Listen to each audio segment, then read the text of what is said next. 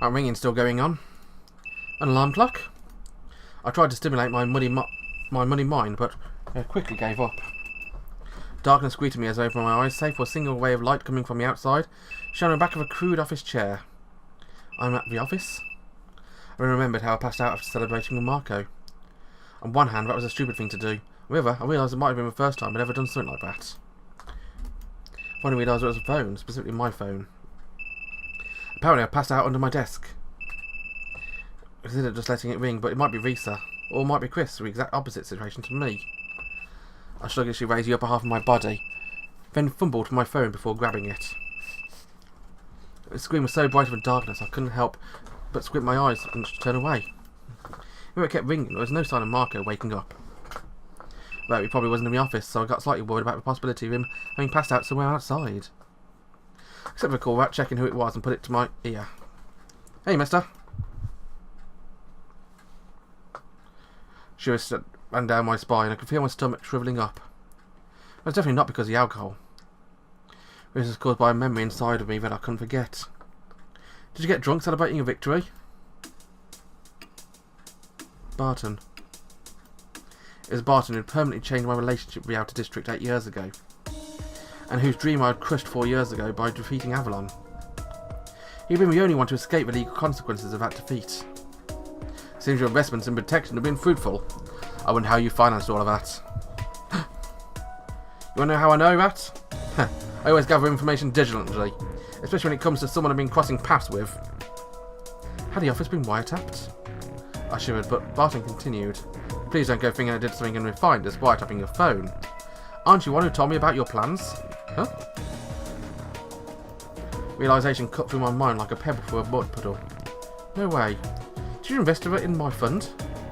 I earned a pretty good amount of money thanks to you. While I was at it, I got to hear about your personal philosophy regarding investments. As one of the perks of doing that. It being an investment I receive, the more that person had nagged me, wanting to acquire my investment strategies. Goldsmith. And here I might be worried about being found out right off the bat. I breathed in through my nose, slowly exhaling through my mouth. Going opposite to the losers and riding on the coattails of those who were winning was one of the ironclad rules of the business world. Thanks to my victory over Avalon funds and information just came to me out of their own, which in turn increased my odds of success. Anyone could surmise that as a good example of a self-fulfilling prophecy. Funds and information had indeed come to me. For Barton, who was rationality personified, there has apparently been no reason not to invest in my fund. But to think we'd actually do it. Though I couldn't say I was calm, at least I no longer felt intoxicated. What do you want? Oh right, an important matter to discuss with you. Hang on, I'm sending you a file. Huh? This sounded dubious, I thought to myself, when I heard what seemed to be Barton using another terminal. I could hear clicking sounds. This time around, your fund has really made extraordinary profit, right? Something like 30 or 40 billion. Those are sums you can see in the rankings of the richest people in the world, and most of their fortune is merely the estimated value of their company's shares. You are probably the first one in history to possess this much cold, hard cash, aside from, say, the pharaohs of ancient Egypt. That's your point. Heard a small sound. Right afterwards, a tablet against my ear notified me of a new message. I've sent you a file. The message only had one picture attached. What's this? I'd love to ask you to open it right away, but I have a request before you do. A request? I would like you to send me everything you've just earned, with no interest, for an indefinite period, and no questions. Huh?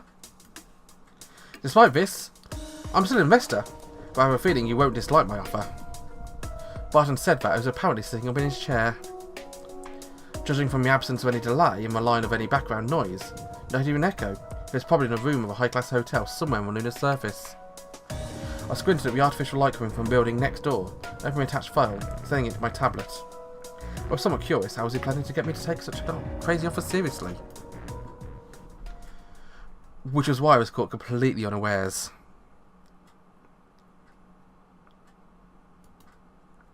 Do you get what I'm hinting at? That's... My breathing had become painful. I once again started to feel nauseous. My head was throbbing, I felt dizzy. My heart was beating like crazy. I felt a pounding near my temple. The hand holding my tablet was trembling, but I couldn't take my eyes off it.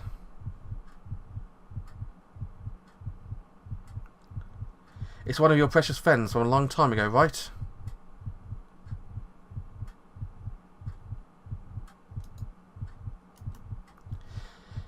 Barton said that somewhat mockingly. Her hair was shorter and she looked more grown up than she did in my memories.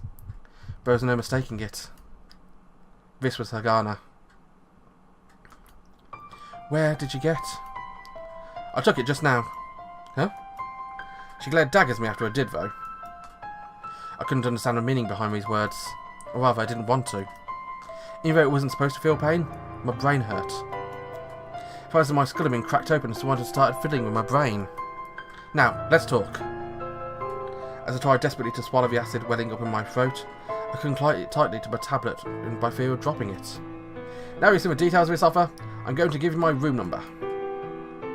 He said that as if to clarify who had the upper hand here. I grabbed a wastebasket almost without thinking and no longer able to hold it in, threw up in it. Moving my way towards unreached heights, my joy, mingled with the alcohol I'd drunk, was coming out mixed with gastric acid, burning my esophagus and way up. There's no time for puking, make your decision, I'm a busy man, you know. The rest was about trumping people's plans. Barton had chosen strategy of using that principle taken to its limits. I had no means of fighting back. Why? What do you mean? Why are you in Nagana? I explained that during our negotiations too. I puked again at amusement in his voice. I wanted to kill him. I wanted to kill him right now. Otto, I'm sure you're able to understand why I need all that money. What? Why do you think I've been hidden all these years? That was because Avalon had been. Realization then hit me. Don't tell me you're planning to.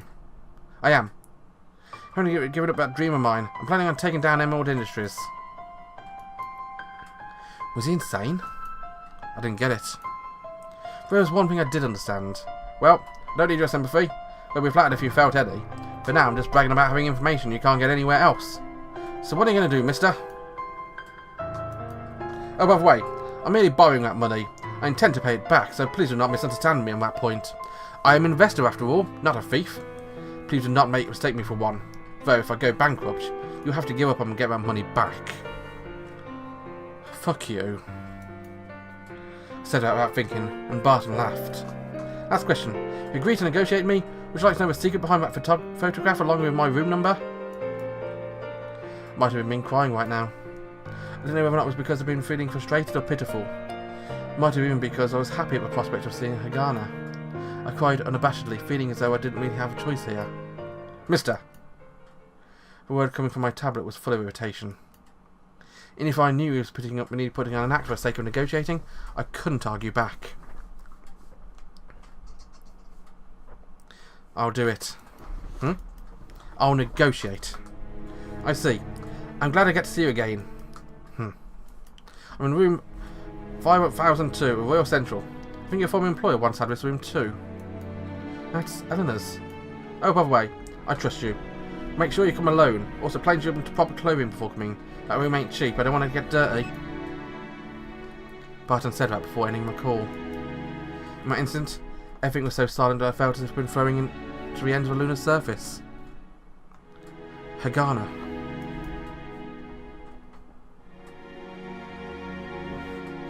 As I whispered that word, my memory of 8 years ago came flooding back. Hagana. Hagana, Hagana. She was impertinent and kept calling people idiots even though she had silly moments herself. She dozed off like a cat in sunny spots, and like a child, she never ridiculed people's dreams. I stood up, grabbed a wastebasket along with a change of clothes I prepared in case I had to stay in the office overnight, and steadily headed for a shared restrooms. The corridor had fallen silent, and nobody seemed to be around. I had no idea what time it was either. I washed my face, rinsed my mouth, and emptied the wastebasket's contents into respective garbage bags, and threw my way down the trash chute. I changed my clothes and made my exit, staggering out of a building. It was somewhat chilly outside. In a Schrödinger street bereft of pedestrians, I boarded a taxi that was drowsily waiting with clients and pointed to the direction of Royal Central. In a daze, I entered a hotel with its warm light and its high-class staff. And I gave a room number, very reverently guided me around. A dream. This was all a dream. As I kept telling myself, I knocked on the door of room 5002. What if a golden-haired Eleanor was one to emerge? But that didn't happen.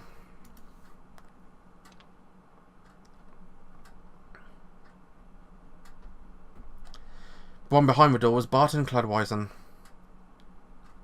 who hadn't changed a bit since the last time I'd seen him.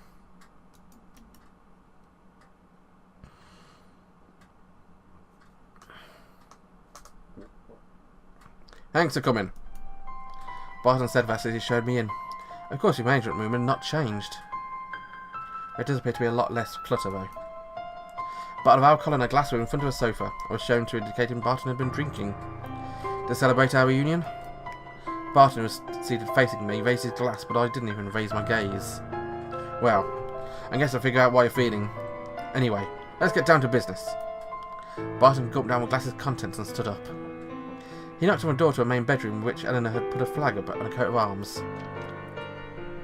There was no answer or reaction, but Barton knocked once more and opened the door. He peered into the room and said something. Sam was absorbed, perhaps because of thick carpeting, but I couldn't hear what he said. But what had my heart beating like crazy was the fact that Barton had pulled back, not closing the door, but rather leaving it open. I even forgot to breathe as I looked through the door. Barton motioned respectfully towards the doorway with his arm.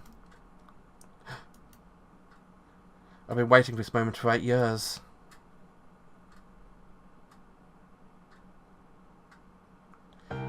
Someone came out of the room. It was Hagana. She hadn't gotten much taller, but her hair was cut aggressively shorter. She didn't have the same air of the unsteady youth as she used to have. That same expression from 8 years ago still showed strongly on her face.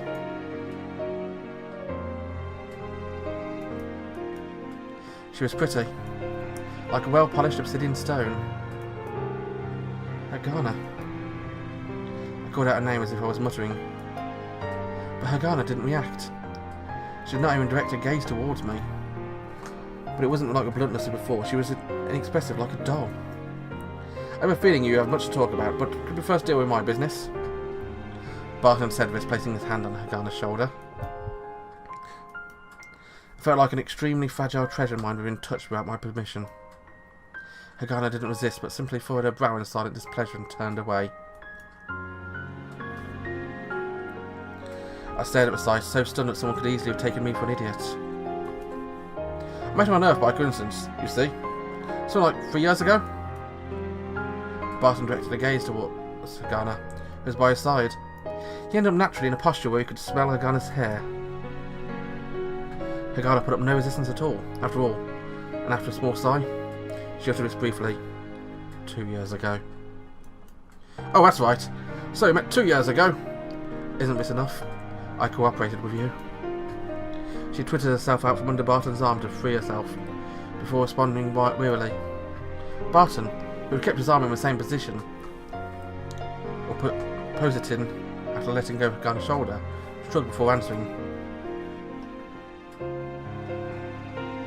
But I do think he wants you to be with him. I don't feel like it. It's like being punched in the face. No one had any business thinking about someone I'd searched for 8 years ago would come to see me out of the blue just because she wanted to. Barton looked at me once more before shrugging.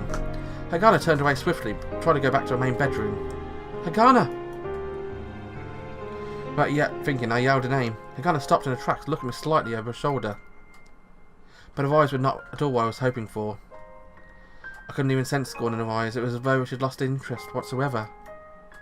With that, Hagana promptly closed every door, like she was closing her heart to me. It was much to my displeasure, a very nostalgic way of closing a door.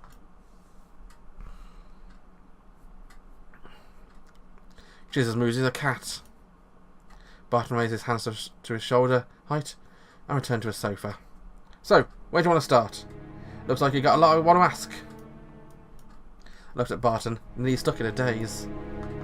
I'll give you fundamental data. Saying this, he took the brown envelope from the rack near him and threw it at me. Inside was a few documents. I took her documents mechanically, looked at him. Through Hagana's picture and personal history. It's pure coincidence that I met her 3 years ago. Even if saying that I met her is not accurate. To be exact, I just happened to catch sight of her. On a whim, I was taking part in a meeting of academics on Earth. Back then, I still needed to remain hidden, so I couldn't not call out to her. I listened to his explanation without saying a word. I was utterly unable to think. The data before my eyes was simply inscribing facts in my brain like a machine. According to the data Barton gave me, Hagana was on Earth. She'd been going to college in a country I didn't even know. Graduated so fast even Chris would be dumbfounded, and had a PhD. Said her degree was in mathematics. Of course it was, really. Then once again, 1 year after that. This time I approached her with a clear intent in mind. I glanced at Barton. Of course, there was no way he would falter after that. A few people had come from the lunar surface to do some headhunting. I was one of them. I muttered unconsciously. She's a prodigy. At least there are people who want to think that. You can bend future risk to your will via mathematics. I flicked through a document in my hand. The keywords I caught sight of felt somehow nostalgic. E.J. Rockberg claims to have created Holy Grail, but she and no one else was the one who created its core concept. Though initially she didn't want to write it in a way which would be used for making money. Still, there are people who would notice things and try to apply in another field. Things she herself knew it could be applied. If she didn't do it herself, she might be because she's not interested in money making. Copula. For some reason, this keyword made me think of very delicate crystal works. So, did Chris know about Hagana? For the most part, people on the lunar surface went to out of their way to hire her on Earth. Were late starters of a competition of producing their holy grails. In order to regain their position quickly, they merely needed to hire more talented brains after all. However, she hardly ever met with anyone. Barton sipped at his drink. Well again, that's understandable. After all, they came to ask her to create a more refined copy of a product that someone had developed. And the only consideration we could offer was money. Given her personal history, of course she couldn't accept that. With that, I lowered my eyes to a document. Hagana's name was written as Anna Haig. Now I understand why she had a weird name like Hagana. However, it is said that Anna Haig died at age 14. Huh? My brain was swollen from the alcohol, and the reality it didn't wish for was stuck in one needle. Anna Haig's features showed a beautiful black hair. Notes her profile indicate she had a definite affinity for mathematics. Hagana was a replacement for this girl, a finely crafted copy. Her profile indicated that her foster parents had both had a history of mental instability and had been institutionalized. Every time some insensible jerk came to knock on her door, she would turn her heart to stone. This was hard on her. You mean to say you're different? I was tortured by the memory of him holding Hagana's shoulder, and I couldn't prevent myself from running my mouth. My question? Barton just laughed. Did you forget how I do investment, mister? I strive to understand what the other party wants and needs. This is why she is here. My eyes wandered around to Barton's right arm, the arm hugging Hagana's shoulder. Hagana did not reject this. But at first, even holding conversation was a hardship in itself. Once you get used to it, you understand that she has a lot of emotional depth. That's quite endearing. I was on the verge of crying. Was it possible to suffer such a defeat? On the same day I'd been so sure to achieve my dream of 8 years ago, I ended up facing this. And I signed a contract with her. What kind? I asked her this in a token attempt at resisting, but Barton merely shrugged. But only concerns her and me. Scum. You truly are utter scum, Barton. We'll see how much scum he is next episode. Bye bye.